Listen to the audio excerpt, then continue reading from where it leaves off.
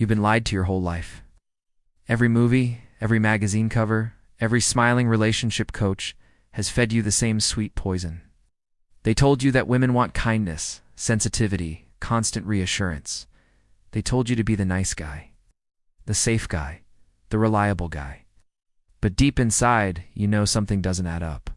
You've watched her leave the sweet guy for the one who doesn't call back. A reason so primal, so raw, that society refuses to speak it out loud.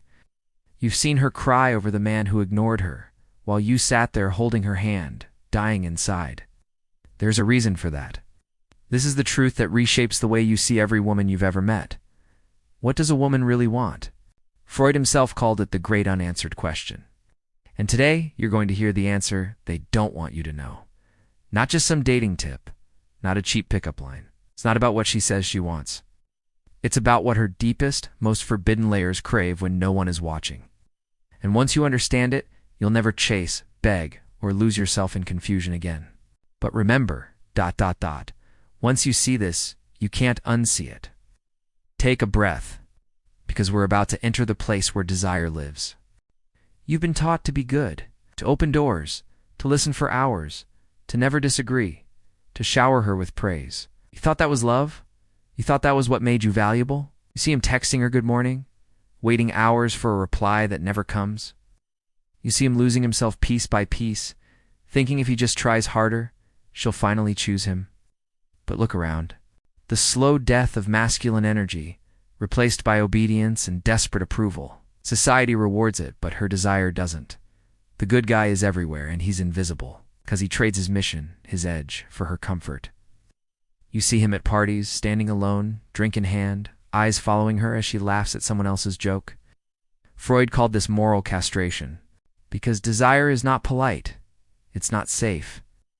It lives on the edge of risk, of power, of raw presence. He did everything right, from surprise dinners to endless emotional support. And still, she left. She said, "I love you, but I'm not in love with you." The nice guy doesn't fail because he's kind. Fails because he's predictable. She doesn't leave you because you're good. She leaves because you're boring. Because we're about to uncover why your kindness was never enough, and what she truly craves in the shadows. Michael was that man, 32, smart, supportive, the perfect partner on paper. Seeing the pattern you always felt but never dared to name. That sentence slices deeper than a knife, because it reveals a hidden law. Love without desire is pity. Pity kills attraction faster than betrayal. And right now you might be feeling a sting, a mix of anger and relief. Hold that feeling. But before you think it's too late for you, understand this. Your power was never gone. It was just hidden under layers of lies. In the next breath, we'll start peeling those layers off, one by one. Long before apps and swipes and endless DMs, there was only survival. Women didn't choose the kindest man. They chose the strongest, the most certain, the one who could protect and conquer. It's alive in her spine, in the quickening of her pulse when she feels your presence, in the shiver that runs through her when you take the lead. This primal code didn't disappear. Freud called it the chaos beneath the civilized mask. It's a secret world of craving that she may never admit, not even to herself. When women were hooked up to measure physical arousal, they reacted more to stories of dangerous, dominant men than to gentle love scenes. Their minds screamed no, but their bodies whispered more. Alfred Kinsey's studies showed it too. Why?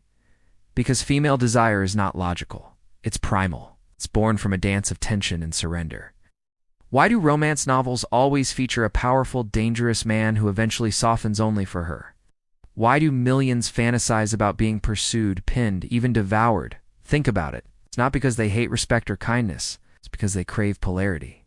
The magnetic force that pulls her out of her mind and into her body. The nice guy offers comfort, but comfort kills passion. She needs your strength, your certainty, the unspoken message that you can walk away any second, but choose not to. She needs to feel your presence as a storm on the horizon, unpredictable, untamed. You might think, but isn't that manipulative? No, because it's not about playing a part. It's about revealing the parts of yourself you've buried. It's a raw, unapologetic, masculine energy that you've been taught to hide. When you step into that energy, you stop asking for permission to exist. into the irresistible power of polarity, and why the push-pull dance makes her lose sleep over you. You become the man her ancestors were wired to choose, even if she denies it with every breath. She doesn't want to be the center of your universe. She wants to orbit yours. In the next part, we'll dive deeper into this force. Polarity is the invisible electricity that pulls her in, the magnetic charge between the masculine and the feminine. Without it, there is no spark. She doesn't want to lead. She wants to feel the surge of being led by a man who knows where he's going. She doesn't want to always feel safe. She wants to feel alive. But in the private world of desire, her body sings a different song. Freud saw it clearly. When a woman senses true masculine energy, her civilized mask starts to crack. Beneath it is a wild current, an ancient need to surrender to a stronger force. She says she wants equality, partnership, balance, and maybe in the office or on paper she does. Have you ever wondered why she pushes you away, only to pull you back? Why she starts arguments over nothing? It's not chaos. It's a test of polarity. The push-pull game is not childish. It's primal. It's her subconscious confirming that you are strong enough to hold your ground. The mafia boss, the ruthless CEO, the warrior, they don't ask for approval. They simply are. The wind whips your face, your heart pounds, your blood roars in your ears. That fear, that thrill, it's the same feeling her body seeks in the presence of a powerful man. If you collapse at her first push, she loses trust. If you remain unshaken, her desire deepens. We'll reveal exactly why tension is the secret ingredient to all real attraction, and why most men unknowingly destroy it. Imagine standing at the edge of a cliff. Predictability kills that. Safety smothers it. Women fantasize about powerful figures not because they're evil, but because these figures embody certainty. And in that raw, unapologetic energy, she finds freedom to let go. You're not here to play mind games or manipulate. You're here to embody a presence so grounded that she can finally rest in her feminine. When you hold your frame, you don't have to chase, don't have to prove. You simply attract. This is polarity. The electric dance that makes her heart race, her mind spiral, her body ache. In the next part, most men believe that if they remove all obstacles, if they make everything easy, she will love them more. But comfort is not what keeps her awake at night. Replaying your words, wondering what you're thinking. Tension is. Tension is the silent thread that stretches between you and her, humming with possibility, with danger, with curiosity. Without tension, desire suffocates. This is why nice guys get friend-zoned. They dissolve the tension too soon, they give everything up front. They become an open book she can read in one sitting and toss aside. Freud called this the boredom principle. The human mind craves novelty, surprise, challenge. Her mind, her body, are no different. Think about the stories she consumes.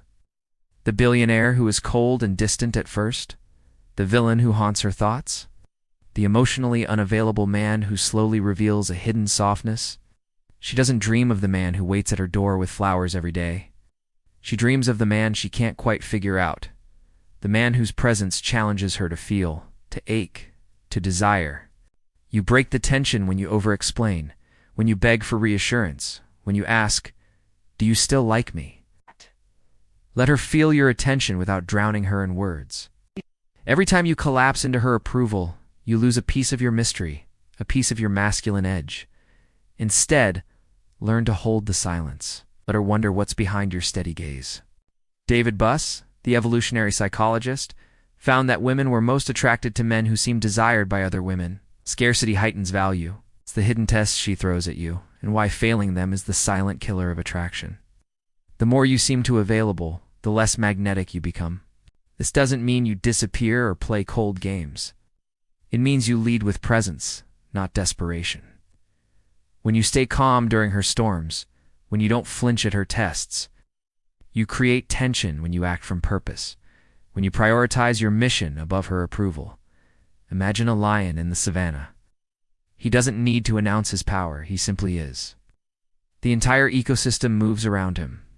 She feels safest and most alive when she knows you can walk away, but choose to stay. In the next part, we'll step into the shadows of her mind. Every argument, every cold shoulder, every small jab isn't just drama, it's a test. She tests you not because she wants you to fail, but because she needs to know, deep in her bones, that you are unshakable. Most men see these tests and think, why is she being so difficult? Why can't she just be happy?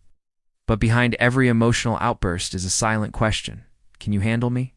Can you lead when I lose control? Can you stay grounded when I try to pull you into chaos? Wilhelm Reich discovered it in the women he interviewed. They didn't crave equality and intimacy.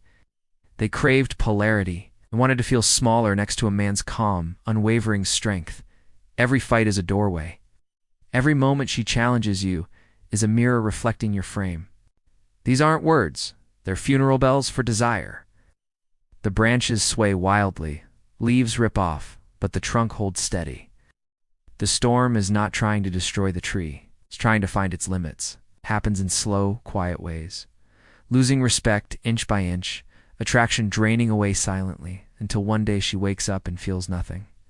If you collapse, argue back desperately, or seek her validation in that moment, she feels alone. She feels forced to step into the masculine role you abandoned. Imagine a storm testing the strength of a tree. The same is true with her. Failing her tests doesn't happen in a dramatic explosion. You might hear her say, I need space, or I love you, but I'm not in love with you.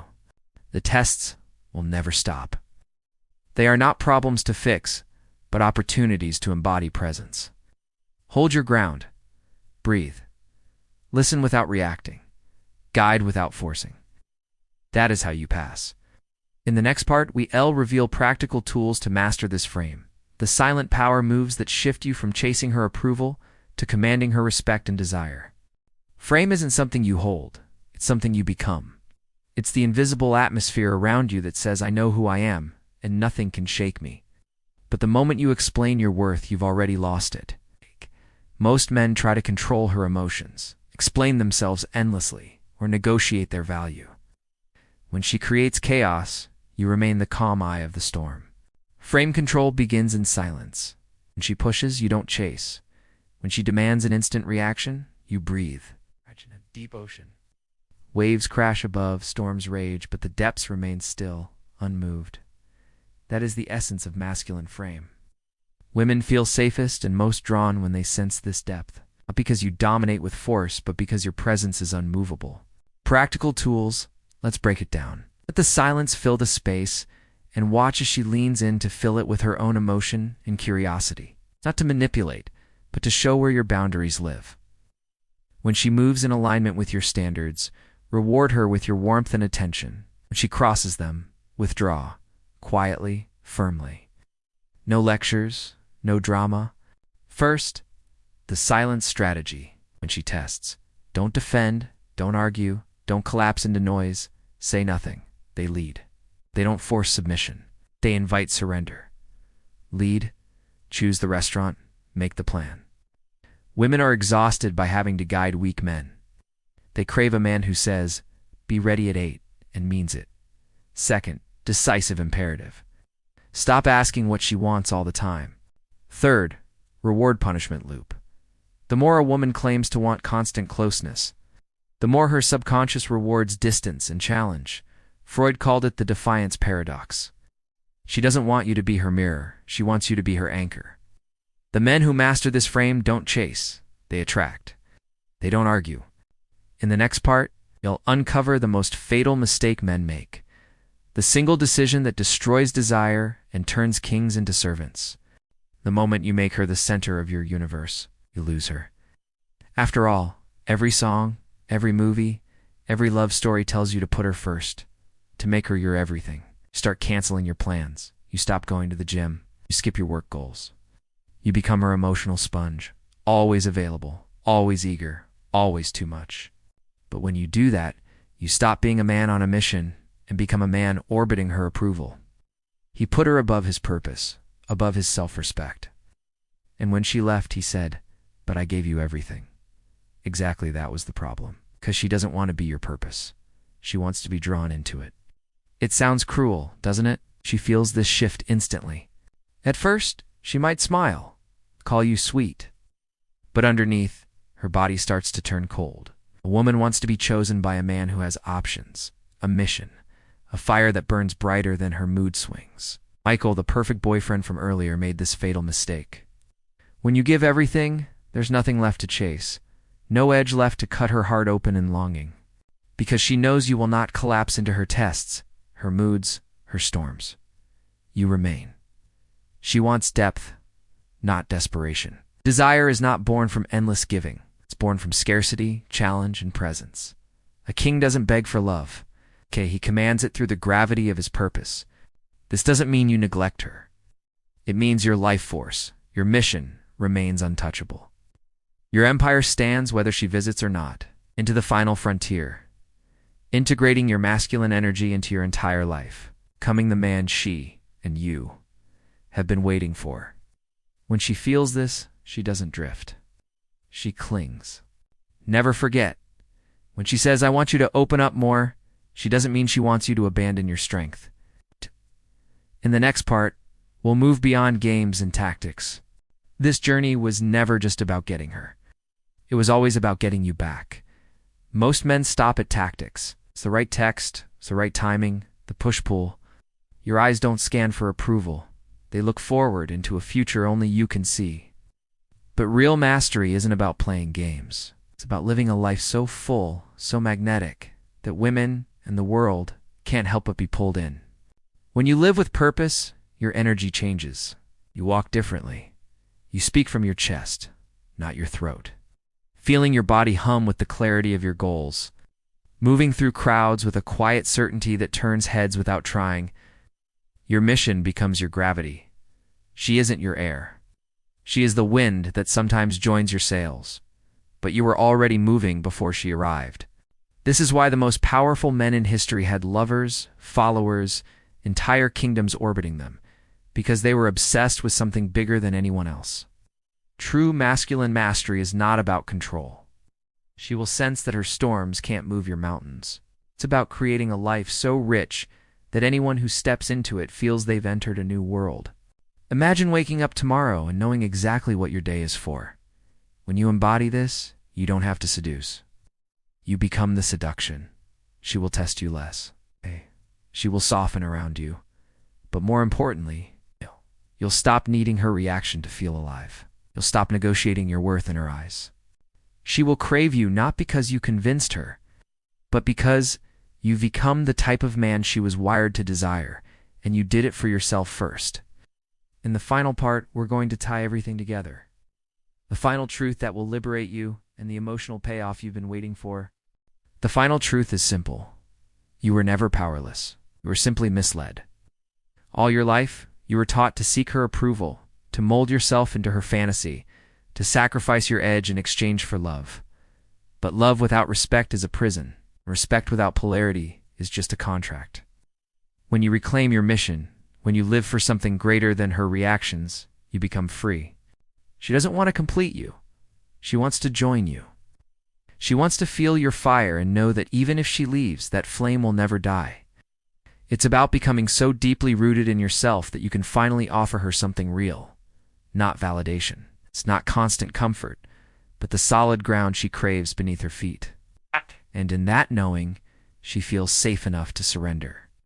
This is not about becoming a cold, distant man. Stop asking, what does she want? Start asking, who am I, with or without her? When you live that question, you stop chasing love and start radiating it. You stop negotiating desire and start commanding it. But you're still here. That means you're ready. Some men will hear this and turn away. It's easier to stay blind, to keep blaming her, to keep playing the victim, ready to live unapologetically, ready to embody the man you always sensed inside. If this spoke to something deep in you, I want to hear it. Drop a comment below. Tell me what clicked. Share this with a brother who needs to hear the truth. And remember, you were never here to be chosen. You were here to choose yourself first. The rest will follow.